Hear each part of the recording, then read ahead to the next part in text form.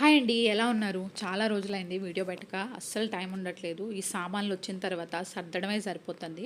వీడియోని స్కిప్ చేయకుండా చూడండి.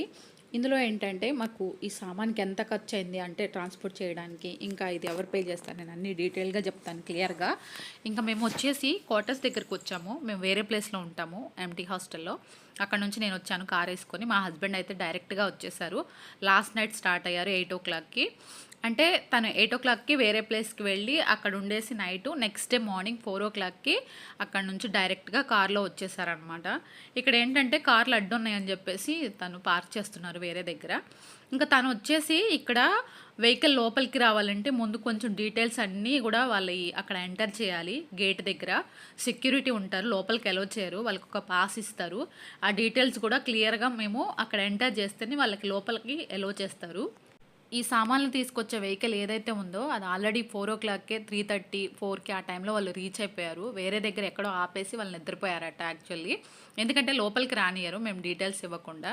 ఇక అందుకని చెప్పేసి వాళ్ళు నెక్స్ట్ డే మార్నింగ్ కొంచెం లేచిన తర్వాత ఫ్రెష్ అయ్యి టిఫిన్ చేసి వస్తామని చెప్పారు. 9 ఆ టైంలో వస్తామని చెప్పారు. మేము 8:30 ఆ టైంకి క్వార్టర్స్ దగ్గరికి వచ్చాము. యాక్చువల్లీ ప్రాసెస్ ఏంటంటే ఫస్ట్ మేము ఎక్కడైతే ఉంటున్నామో వీళ్ళకి మేము ఆఫీస్లో అప్లై చేస్తామన్నమాట సామాన్ షిఫ్టింగ్ కోసమని. అప్లై చేసినప్పుడు దానికి సంబంధించిన మేనేజర్ వేరే వాళ్ళని పంపిస్తారు. పంపించి ఎంత సామాన్ ఉంది అంటే మాకు మనీ వస్తుందన్నమాట ట్రాన్స్పోర్టేషన్‌కి. ఒక 80,000 దాకా అయితే వస్తది. దానికోసం అని చెప్పేసి ఎంత సామాన్ ఉంది, ఎంత ఇవ్వాలి అని వాళ్ళు మొత్తం క్యాలిక్యులేట్ చేసుకుంటారు. సామాన్‌ని బట్టి ఇస్తారనమాట. ఇంకొకటి ఏంటంటే డిస్టెన్స్ కూడా మెజర్ చేస్తారు. 250 కిలోమీటర్స్ కంటే ఇంకా ఎక్కువ ఉండాలి. అది కూడా ఒకటి క్యాలిక్యులేట్ చేసుకుంటారు. ఫస్ట్ అయితే ఇంట్లో ఉన్న సామాన్ మొత్తం మెజర్ చేసుకొని ఎన్ని ట్రక్స్ పడుతుంది, ఎంత ఇవ్వాలి అని చెప్పి డిసైడ్ చేసుకుంటారు. ఇంకోటి డిస్టెన్స్ కూడా ఉంటుందన్నమాట. ఫస్ట్ అయితే మాది ఒక ట్రక్ ఫుల్‌గా నిండేటట్లు ఉంది సామాను. దాన్ని బేస్ చేసుకొని ఇచ్చారనమాట. మాకైతే ఒక 60,000 దాకా అయితే ఇస్తారు. ఎందుకంటే కొంచెం ఇంకా ట్రక్ ఫుల్ అయిపోయి ఇంకా 2 ట్రక్కులు అలా ఉంటే మాత్రం కంప్లీట్‌గా ఇస్తారు. ఒక ట్రక్ ఉంటే కొంచెం తగ్గించిస్తారు. ఇంకా మనం రిక్వెస్ట్ చేసి అది చేస్తే ఇస్తారు కానీ మేమంత చెయ్యము. మా హస్బెండ్ అంత చెయ్యరు. రిక్వెస్ట్ చేయడాలు, ఇంకా బతిమలాడాలు ఇట్లాంటివి అస్సలు ఉండవు. సో ఎంత ఇస్తే అంతే. మాకు ఇంకా చాలా అన్నట్టు ఉంటారనమాట. సో అందుకని చెప్పేసి మాకైతే ఒక 80 నుంచి 60 ఆర్ 50 ఎంతో ఇస్తారని చెప్పారు. ఇంక అంతకంటే ఎక్కువైతే ఇవ్వరు. మాకు నార్మల్‌గా అయితే 80,000 దాకా కంపెనీ ప్రొవైడ్ చేస్తదనమాట ట్రాన్స్‌పోర్టేషన్‌కి అన్నిటికి కూడా. ఇంకా తర్వాత ఈ షిఫ్టింగ్ అంతా కూడా వాళ్ళే చూసుకుంటారు. ఫస్ట్ అయితే మేము పే చేస్తాము. మేమైతే ఒక 40 దాకా పే చేసాము వాళ్ళకి. తర్వాత మేము అది అప్లై చేసుకుంటే మాకు కంపెనీ ప్రొవైడ్ చేస్తది మిగతా మనీ మొత్తం. ఇక్కడేంటంటే, మేము కంపెనీ తరపు నుంచి గాబట్టి, ఇప్పుడు మాకు ట్రాన్స్‌ఫర్ అయింది. సో, అందుకని జెప్పేసి మాకు ట్రావెల్ అలవెన్సెస్ అన్నీ గూడా వస్తాయి. షిఫ్టింగ్‌కి కావాల్సిన అంతా గూడా. మామూలుగా అయితే మనం రిక్వెస్ట్ ట్రాన్స్‌ఫర్ పెట్టుకొని ట్రాన్స్‌ఫర్ అయితే మాత్రం ఇవైతే ఏమి ఉండవు. ఈ షిఫ్టింగ్ మనమే జేసుకోవాల్సొస్తది. నార్మల్‌గా కంపెనీ గనక మనల్ని ట్రాన్స్‌ఫర్ చేస్తే ఒక ప్లేస్ నుంచి వేరే ప్లేస్‌కి అప్పుడు కంపెనీనే పెట్టుకుంటదనమాట. ఈ షిఫ్టింగ్ అంతా గూడా చార్జెస్ మొత్తం కంపెనీనే పే చేస్తది. ఇంకోటేంటంటే మేము ఏం చేసినా గూడా బయట ఏమన్నా ట్రైనింగ్స్‌కి వెళ్ళినా ఎక్కడికన్నా కంపెనీ తరపున ఏ పని చేసినా గూడా ఆల్మోస్ట్ కంపెనీనే ప్రొవైడ్ చేస్తది. అది కూడా మంచి మంచి హోటల్స్‌లో అకామిడేషన్ ఇస్తారనమాట చెప్పాలంటే. ఇంకా మేమిద్దరం ఈ వెహికల్ రావడం లేట్ అయ్యేసరికి కూర్చొని మంచిగా ముచ్చట్లాడుతున్నాం అనమాట. 3, 4 డేస్ అయింది. ఈ సామాన్ షిఫ్ట్ చేయడానికి తను వెళ్ళి 3 రోజులైంది. ఒక రోజంతా మాకు బ్యాంక్‌లో పనుండి అదొకటి. ఇంకొకటేంటంటే ఇంకా ఒక డే మొత్తం కంప్లీట్‌గా సామాన్లు ఎక్కించడానికే సరిపోయింది. ఇంకా అలా డిస్కస్ చేసుకుంటున్నాం మేము. ఈలోపు వెహికల్ అయితే వచ్చేసింది లోపలికి. ఫైనల్లీ 9:30 ఆ టైంకి అయితే లారీ అయితే వచ్చేసింది. అక్కడ మెయిన్ ఎంట్రన్స్ దగ్గర కాల్ చేసి చెప్పామన్నమాట లారీ వస్తుందని చెప్పేసి. ఇంకా వాళ్ళు లోపలికి వీళ్ళకి పాస్ ఇచ్చేసి లోపలికి పంపిస్తారు. వీళ్ళు మా కంపెనీకి సంబంధించిన వాళ్ళైనా కూడా కంపల్సరీ పాస్ తీసుకొనే రావాలి. ఇంకా డ్రైవర్స్ మేబీ బయట వాళ్ళు అయి ఉండొచ్చు. ఫస్ట్ అయితే ఇన్వర్టరు ఇంకా ఏసీలు అవన్నీ అయితే దించేస్తున్నారు. ఇంకా చెప్పాలంటే వీళ్ళు మాకు ఇంకా చాలా తక్కువ సామాను ఉంది అని చెప్పారు. మేమేంటంటే మాకు అవసరం లేనివి ఇంకా ఏవైతే ఉపయోగపడవో ఇంకా కొంచెం పాడవుతాయి అన్నయన్నీ మొత్తం కూడా అక్కడే ఇచ్చేసామన్నమాట.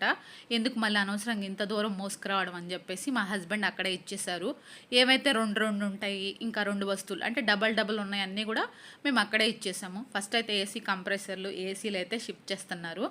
తర్వాత అయితే ఈ సామాన్ అంతా వచ్చిన తర్వాత ఇంకా లోపలైతే వీళ్ళు ప్యాకింగ్ అయితే చాలా బాగా చేశారు. ఎక్కడా కూడా ఏది కూడా కొంచెం కూడా ఇరగడం కానీ డిస్టర్బ్ అవ్వడం కానీ ఏమీ లేదు. చాలా బాగా ప్యాక్ చేశారు. ప్యాకింగ్ అయితే చాలా బాగుందని చెప్పొచ్చు. కొంతమంది బయట వాళ్ళు చేస్తే ఏంటంటే ఇరిగిపోతాయి, ఇంకా పగిలిపోవడం అట్లా ఉంటాయి కదా. ఈవెన్ ఒక చిన్న కప్పు కూడా పగలకుండా తీసుకొచ్చారు. చాలా మంచిగా అనిపించింది. అదొక్కటి హ్యాపీ. అసలు ఎక్కడ కూడా సామాన్ ఏది కూడా కొంచెం కూడా ఇరగడం కానీ ఏది అవ్వలేదు. ఇంకా తర్వాత వచ్చేసి వీళ్ళు సామాన్ మొత్తం దించడానికి ఒక 2 అవర్స్ అయితే పట్టింది పాపం. 9కి వచ్చేసి 12:30 ఆ టైం వరకు ఉన్నారు. మొత్తం సామాన్ వాళ్ళే షిప్ చేస్తారు, వాళ్ళే అన్బాక్స్ చేసేస్తారు, మొత్తం ఫిక్సింగ్ కూడా వాళ్ళే చేసేస్తారు. బెడ్స్ ఇంకా అవన్నీ కూడా వాళ్ళు ఫిక్స్ చేస్తారు, టేబుల్స్ అవి. ఇంకా ఏసీలు ఇట్లాంటివి ఏమన్నా ఉంటే మాత్రం మనం పెట్టించుకోవాలి తర్వాత. మేము ఇదేంటంటే ఆన్లైన్లో ముందే ఆర్డర్ చేసి పెట్టుకున్నాము కిచెన్ కోసం అని చెప్పేసి. ఇది ఎప్పుడో వచ్చింది. కాకపోతే సామాన్లు వచ్చిన తర్వాత మా హస్బెండ్ వచ్చిన తర్వాత దీన్ని పెట్టిద్దామని చెప్పి అలా పెట్టామన్నమాట. ఇది ఎలక్ట్రిక్ది చిమ్నీ కదా. దీనికైతే కొనడానికి ఇన్స్టాలేషన్కి మొత్తం కలిపి 18,000 అయింది. ఒక ఏంటంటే కొనడం వచ్చేసి ఒక 12-13 పడింది. తర్వాత వచ్చేసి మిగతాది ఇన్స్టాలేషన్కి అయితే ఒక 4,000 దాకా అయినాయి అనమాట. వీళ్ళు ఆ చిన్న హోల్ చేసిన దానికి కూడా మనీ తీసుకున్నారనమాట. ఒక 2 హోల్స్ అయితే పెట్టారు. దానికి మళ్ళీ ఇన్స్టాలేషన్కి ప్రతి దానికి కూడా మనీ అయితే తీసుకున్నారు మొత్తానికి. తర్వాతకి ఇదేంటంటే ఆటోమేటిక్ అనమాట. మనం జస్ట్ చెయ్యి ఇలా అంటే చాలు, అది ఆటోమేటిక్గా ఆన్ అయిపోయిద్ది. అదే అతను చూపిస్తున్నాడు. ఆయిల్ ఎక్కువగా ఉంటే 3లో పెట్టాలి, నార్మల్గా ఉంటే 1 or 2 అయితే సరిపోతుంది అని చెప్పి చెప్తున్నారు. ఇన్స్టాల్ చేశారు. ఎందుకంటే నార్మల్ ఎగ్జాస్టర్ పెడుతుంటే ఏమవుతుందంటే ఆ ఆయిల్ కానీ ఇంకా హీట్ కానీ మొహం మీదకి డైరెక్ట్గా కొడుతుంది అనమాట. ఇది పెట్టిన తర్వాత చాలా మంచి కంఫర్టబుల్గా అనిపించింది. నేను సామాన్ అన్నీ షిఫ్ట్ చేసిన తర్వాత ఇది బిగించడానికి మాకు ఒక 1 వీక్ టైం తీసుకున్నారు వీళ్ళైతే చెప్పాలంటే. దీనివల్ల చాలా లేట్ అయిపోయింది సామాన్ షిఫ్ట్ చేయడానికి. ఆల్మోస్ట్ ఒక 1 వీక్ పట్టింది.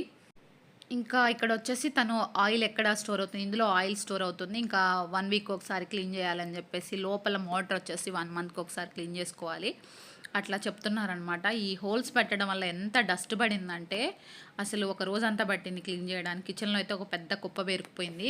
ఇంకా కిచెన్కి సంబంధించినవన్నీ కూడా అక్కడ ఇచ్చేసి మళ్ళీ ఇక్కడికి వచ్చిన తర్వాత అన్నీ కొత్తవి తీసుకున్నాము.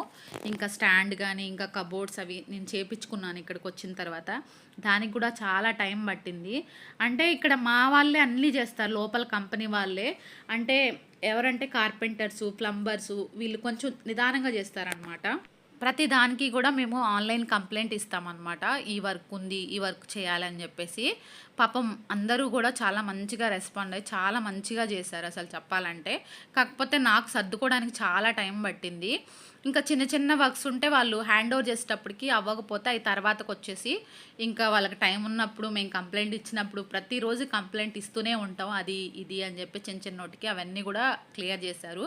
ఇంకా ఈ బెడ్రూమ్ అయితే బెడ్స్ అయితే ఫిక్స్ అయిపోయాయి. బట్టలు అయితే ఇంకా చెప్పలేము, కుప్పలు కుప్పలు ఉన్నాయి.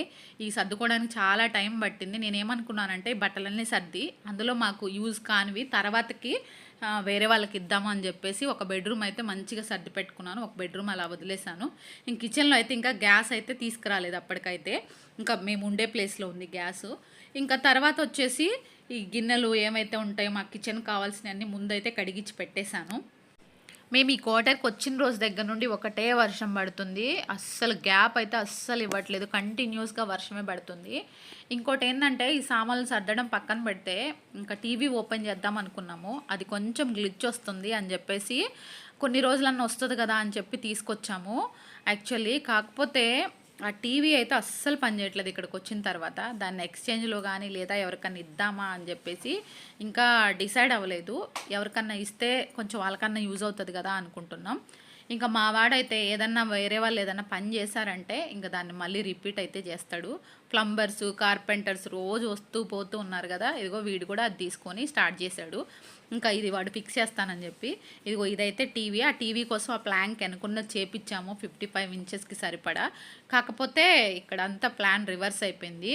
మేము వేరే టీవీ బుక్ చేసి ఇంక ఇది ఎవరికన్నా ఇవ్వాలి అని చెప్పేసి ఫిక్స్ అయ్యామన్నమాట. ఇక అట్లనే సామాన్లు మాకు యూజ్ కానీ అన్నీ కూడా వేరే వాళ్ళకి ఇద్దాము అని చెప్పేసి ఇంకా నేను అట్లా పెట్టాను అనమాట. అది ఎవరికి ఇవ్వాలి ఏంటనేది నేను తర్వాత డిసైడ్ చేసుకుంటా. ఇంకా ఫోటో ఫ్రేమ్స్ ఉంటే అట్లనే పడి ఉన్నాయి, వాటిని కూడా ఒక్కొక్క ప్లేస్లో ఒక్కొక్కటి ఫిక్స్ చేయించాను అనమాట. ఇంకా డోర్ కర్టన్స్ ఆల్మోస్ట్ సగం అయితే ఫినిష్ చేశాను. ఫైనల్గా కొంచెం అయితే ఇప్పుడు ఇల్లు అయితే బాగుంది. ఇంకా కొంచెం వర్క్ అయితే ఉంది. నేను తర్వాత ఫుల్ వీడియో చూపిస్తాను. వీడియో కనుక నచ్చితే ఒక లైక్ చేయండి, షేర్ చేయండి, సబ్స్క్రైబ్ చేయండి. Thank you, bye bye.